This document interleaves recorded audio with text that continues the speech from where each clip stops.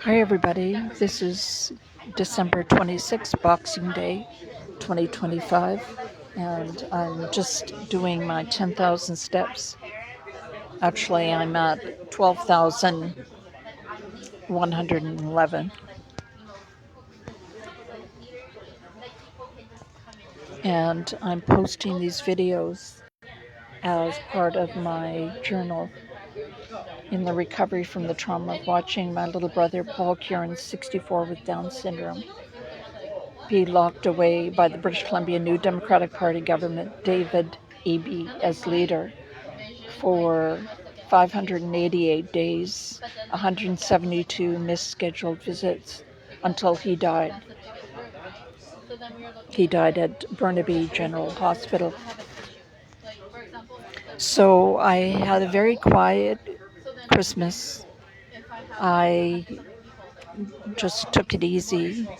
I went to midnight mass at Our Lady of Lourdes Church in Millardville, my neighborhood.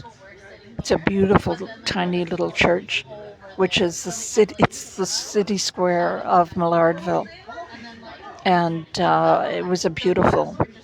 The choir was mind-blowingly good, and the highlight was the one hymn or carol that the choir asked the audience to sing was Silent Night.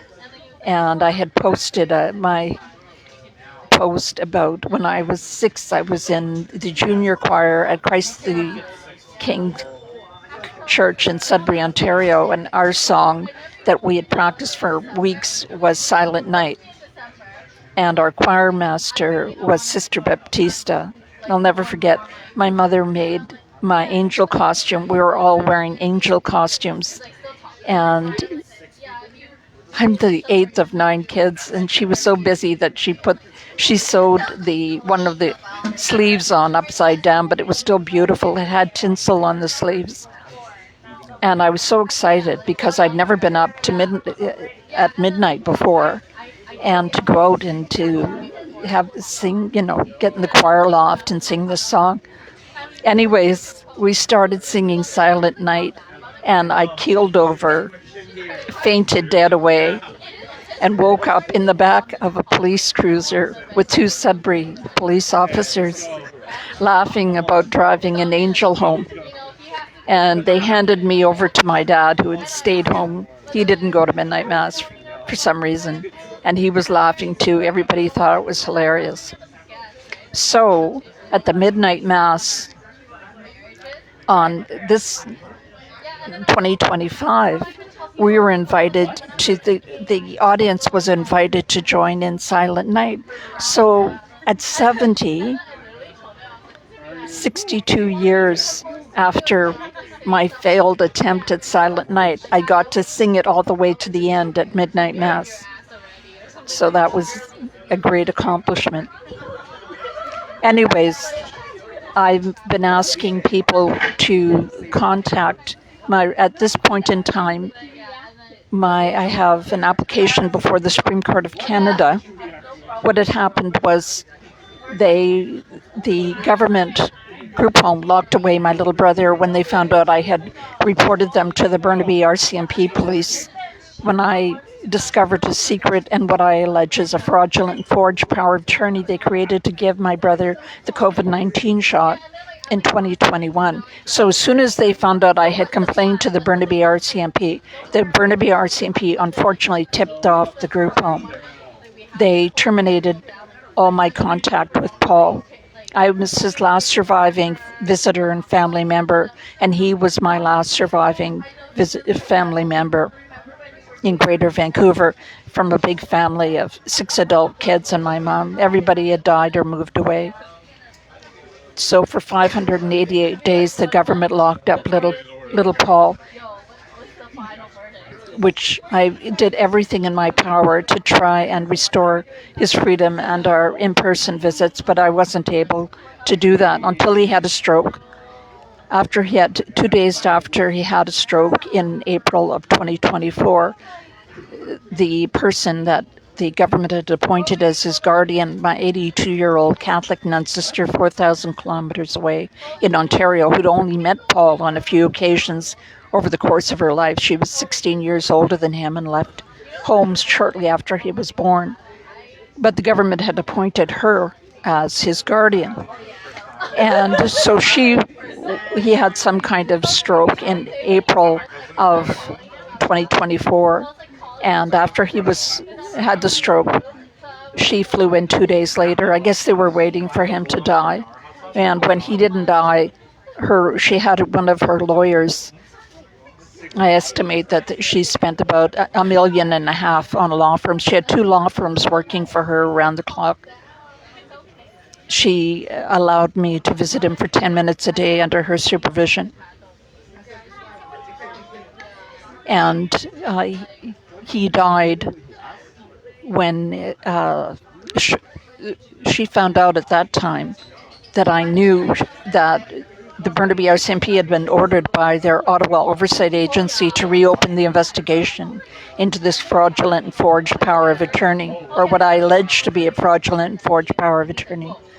As soon as she found out that I knew she was being investigated, she withdrew Paul's medical supports, his oxygen mask, his ventilator, all of his medical supports at Burnaby Hospital.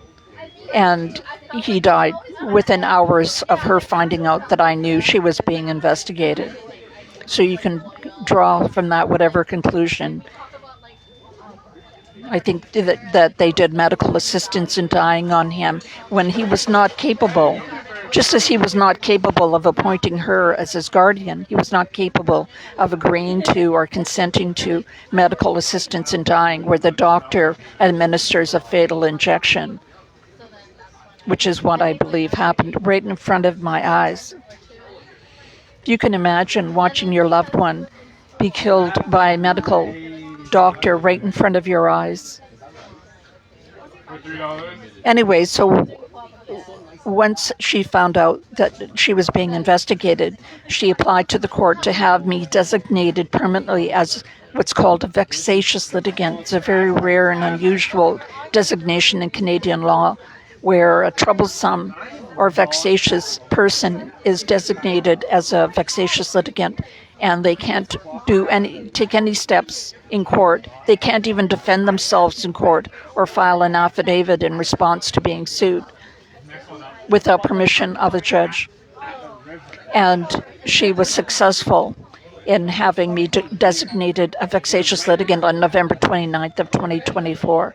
I appealed that decision. I wasn't successful. The British Columbia Court of Appeal did not set aside that designation, and I've applied for permission to appeal that designation to the Supreme Court of Canada in Ottawa on September 3rd of 2025, and I still haven't heard back from them. So what I'm asking you to do is contribute to our GoFundMe account. I have a GoFundMe set up to pay for the filing fees and other legal expenses. As I said, my nun sister, the Catholic Church has paid, I estimate, more than $1.5 million towards my sister's representation. Even though I'm a Catholic, I've been a member since I was born,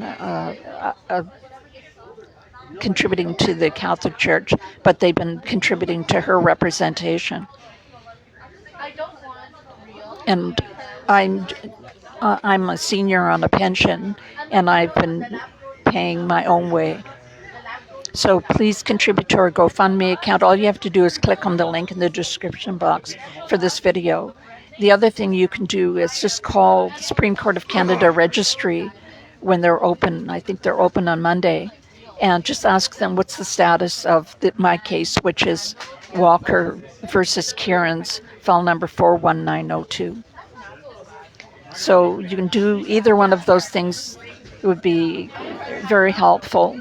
This has been a terrible misfortune and miscarriage of justice, and it will also impact. It's an issue of national importance because it's going to chill other people who are caring for their loved ones or who want to act to represent their disabled loved ones. I just did a chat GPT search, And they said that close to $100 billion with a B dollars in Canada per year is contributed by the loved ones of disabled people to their care. $100 billion.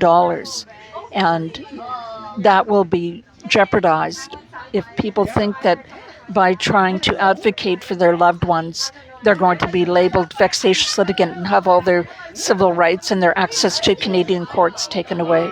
So please contribute to our GoFundMe account and just call the Supreme Court of Canada Registry on Monday and ask about the status of my case, Walker versus Kierans, file number 41902. The phone number is also in the description to this video. Have a wonderful New Year, everybody. Take care. I love you all.